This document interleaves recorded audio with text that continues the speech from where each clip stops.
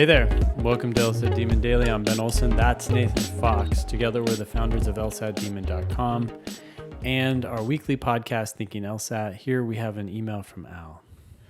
Al says, hey fellas, had a quick question on optional diversity statements, ...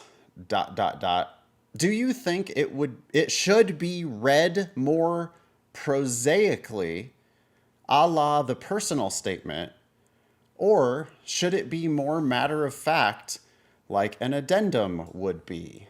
And that's from Al. Okay, so let's define prosaically first.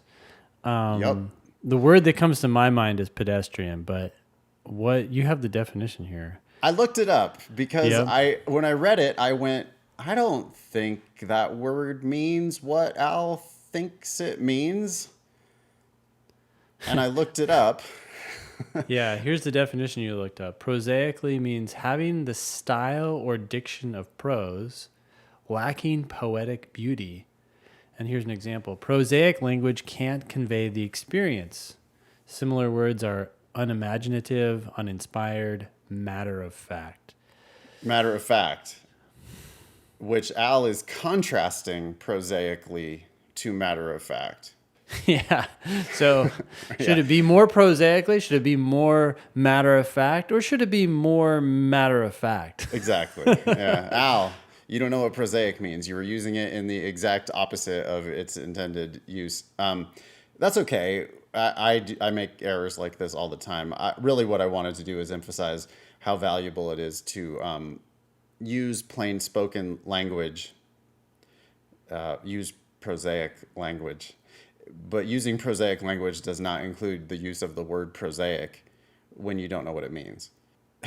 Right? Like, yeah. When we use big words, and I'm sure I'm guilty of this all the time. Like, I don't think I'm perfect.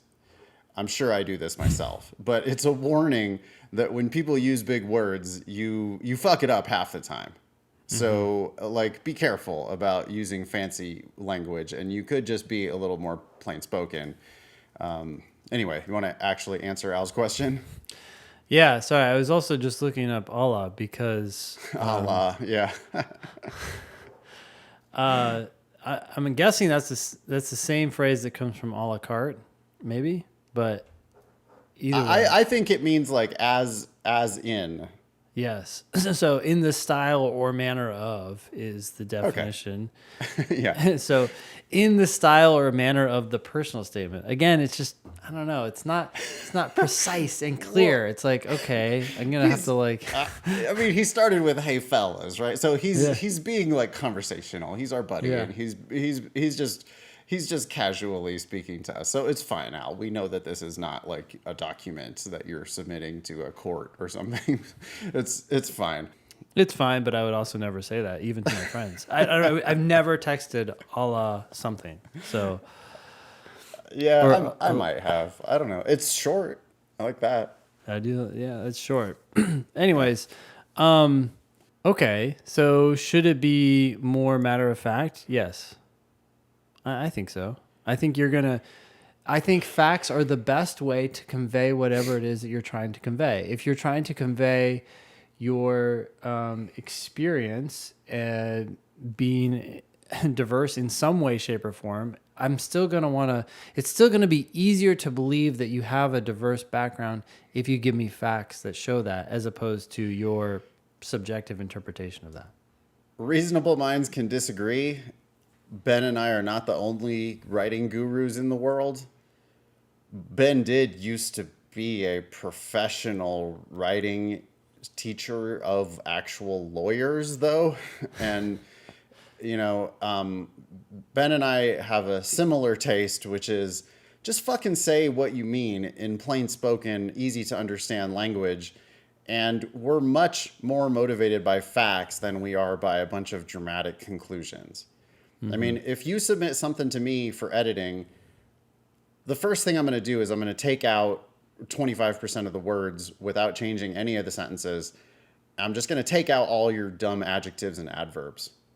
It's simple. It's really simple. Like, we just stick to the facts and we get rid of all these little editorializations that you're constantly doing to try to pump yourself up. Lawyers are going to, wait, what actually happened? what did in fact happen, not your description of the fancy, like, just stop saying clearly and obviously and significantly and all those things, right? Just say the thing, because that's the thing that's like really in the record. Yeah. So to the extent that lawyers are reading this document, lawyers are motivated by facts. The purpose of writing a diversity statement is the same as the purpose of writing a personal statement, which is to present facts in your favor. And if you're being all flowery with it, then you're just wasting words on shit that is not fact. That's our taste. Now, there are, I mean, well, here, I'm going to shut up, but lots of people get into law school every year. Thousands of people get into law school every year. That means thousands of people get into law school every year with garbage personal statements, diversity statements, optional essays.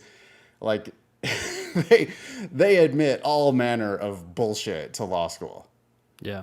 If you want to get our seal of approval, you're going to stick to the facts. That doesn't mean it's going to be boring. Quite the opposite.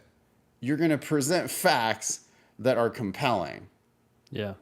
That said, like if you submit this to one of these law school, fancy law school admissions consultant, whatever, we've seen shit that comes out of their offices that's nothing but flowery conclusions. It's crazy. We think it sucks. It would never motivate us if we were making the decision. But again, thousands and thousands of people are admitted to law school every year. They're admitted mostly on their LSAT and their undergraduate GPA. And the longer I do this, the more I think that personal statements and all this shit just doesn't matter very much. There was a personal statement that I read a few years ago. It's probably been like 5 or 6 at this point, maybe longer. But it was one of my students. He had worked with one of these big name admissions consultants. There's not that many out there. But it was about how he had decided not to get a tattoo. And how this was reflected his maturity and so forth. Wow. I was reading, I was like, wait, so this is what you're going to submit? You're going to work with your admissions consultant on this? And they're like, no, this is the final version. Right. This is what we have created together. And I was sitting there, what? Right. You just sound so like the message you're saying is, look how mature I am. Yeah. The message that comes across is, are you joking? But are you joking? It also doesn't surprise me in the slightest if he got into fucking Stanford with that.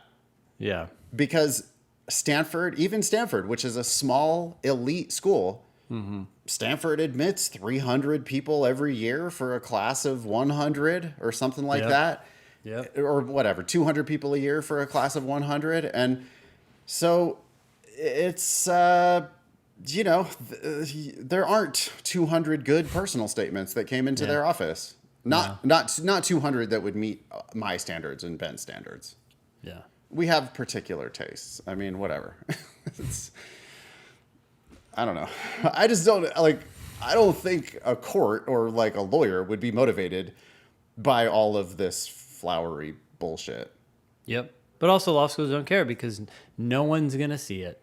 What they are going to see is your LSAT and your GPA. Right. So if you have those and they can stomach your personal statement, they may choose to just do that.